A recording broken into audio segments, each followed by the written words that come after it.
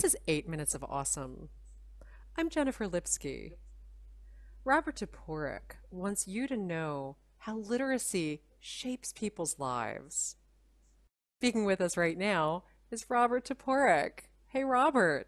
Hey, good morning, but good evening to you. Oh, thank you so much. So, Robert, tell us a bit about literacy and how important it is in people's lives, and also how many people around the world are illiterate. Well, it's really a shocking amount of people who are literally illiterate, who can't read or write um, at all. And then there's people who can't or read or write at a very high level. I found a place in Chestnut Hill called the Institute for the Achievement of Human Potential, and they were promoting the idea that you can teach babies to read. I got fascinated by that idea because I didn't have a baby at the time, but it was like, wow, this is pretty powerful. And not only that, you could teach a baby anything. And they said, all I have to do is put it on a flashcard.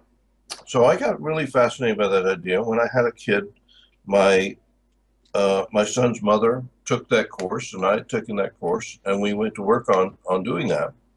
And by the time my son was 1, he could count to 100 in English and Spanish, literally. He could read 1,000 words or more, and he could identify hundreds of pieces of information.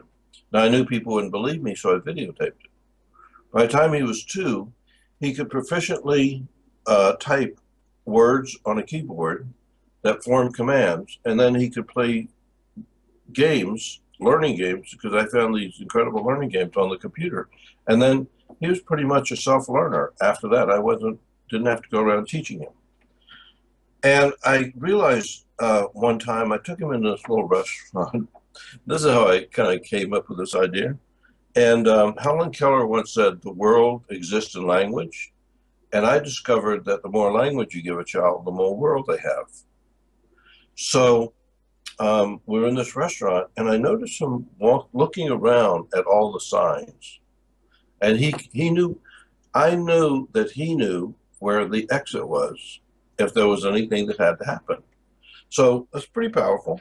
And I've been at work for a long time bringing that to other people. And um, I do rolfing, and I rolf babies and children. When you rolf a baby or a child, it makes a significant difference in their neurological development. They are more in touch with themselves. They have better eye-hand coordination. There's just a myriad of wonderful things that happen for them. And then when you add this component, it makes a huge difference. I was doing it only with white and relatively wealthy babies and children. And so, maybe 18 years ago or so, I decided to take it to one of the worst drug neighborhoods in the world, a place called the Badlands of North Philadelphia. I set up a little rolfing table brilliantly in the middle of one of the worst drug neighborhoods in the world. There were more drug dealers walking around. It was like an open air market. And they were just walking around, selling drugs, yelling, screaming. And the noise in that neighborhood was extraordinary. The smell in that neighborhood, the streets were filthy dirty. And the way people lived was just such a distinct difference between my world, King of Prussia, Pennsylvania, and that world called the Badlands of North Philadelphia. I started walking into those homes and realized there were no books. And I was thinking about this last night because I don't know if you know this or not, but for most kids, their brain shrinks during the summertime. It does not expand. And when they go back to school, teachers have a hard time re-engaging their brains. And so one thing led to another, and and they don't travel very far out of that circle. So all that shapes their world and shapes how they can be and shapes their confidence and shapes their self-expression. And if you can, any word will shape a world.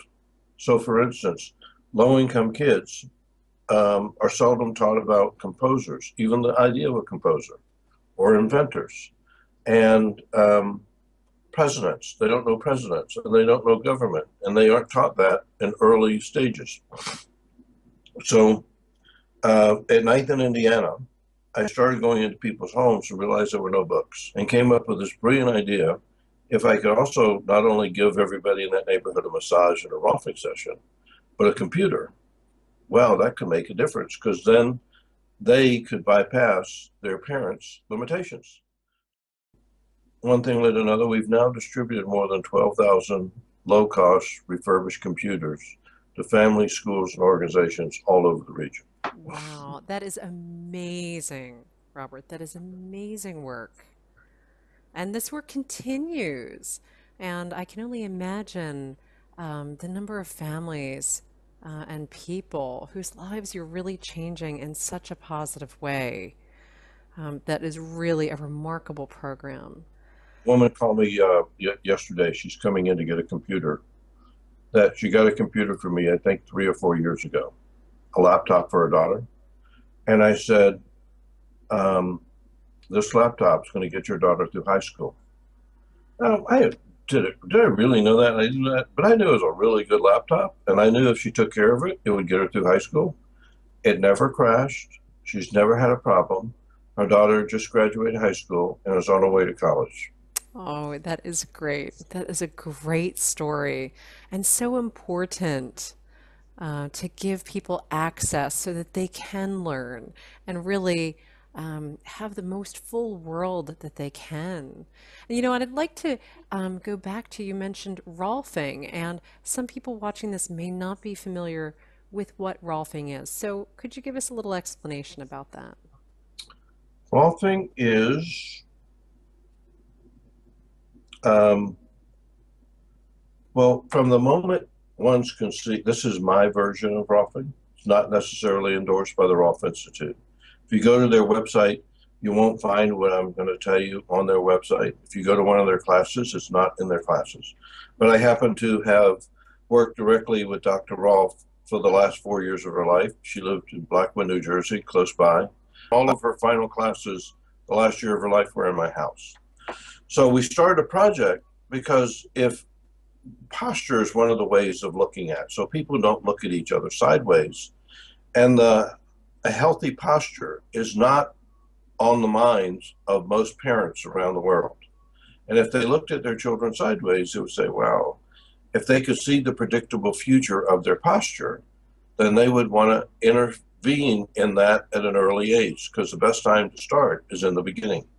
Best time to start teaching babies to read is in the beginning. Teach babies, do anything you want.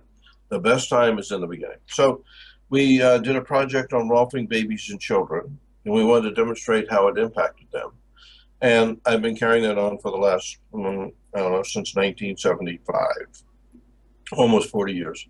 And so there's two ways to look at it. When you're in the womb, flexors, muscles that do this, overpower muscles that do that. Just a simple nature of human beings. It's built into our systems.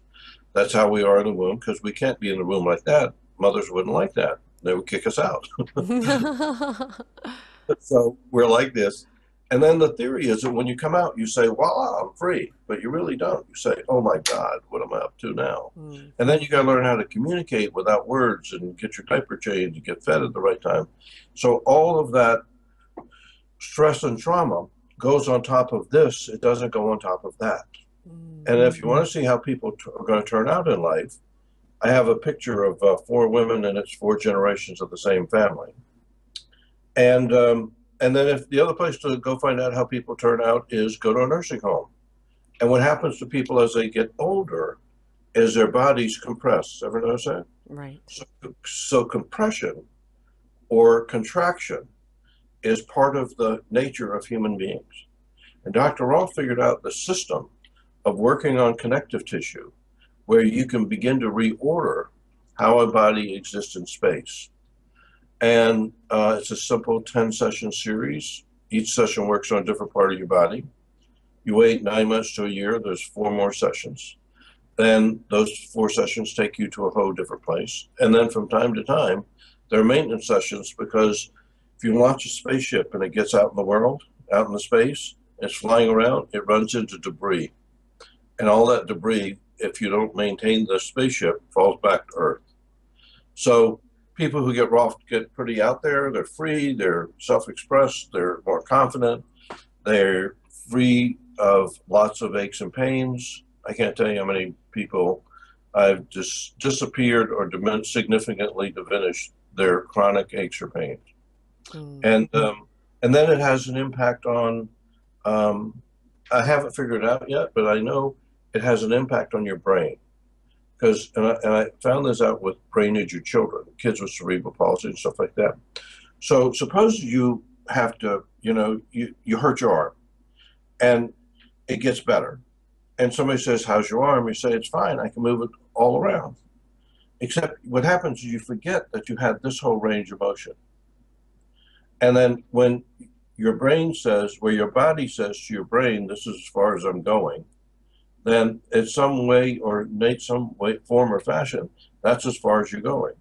And then if you work on the connective tissue and you open up those channels, it opens up channels in the brain that says, "Hey, where you're going doesn't have to be limited by that constriction or that contraction." So, and then there are things that happen to us in life where we hold on to them because that's the nature of human beings.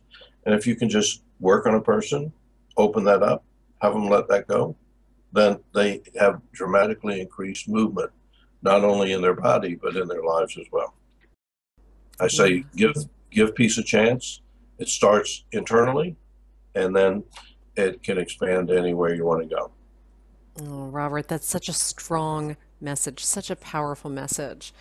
And I thank you for sharing that and for all of those stories. I would like to know, how would people best get in contact with you if they wanted to talk with you about the literacy project or also about your rolfing? What is the best way to be reached? The way they can get in touch with us is call us at 610-666-1795 or go to our website, which is www.teamchildren.org. And if they want to know more about rolfing and that sort of thing, I have a website for the time being called newbabymassage.com. Okay, great. Robert Toporek, thank you so much for joining us here on 8 Minutes of Awesome. And thank you for doing such amazing work and for really, really helping to change people's lives. Thank you for having me be part of your 8 Minutes of Awesome. I love it. Oh, thank you.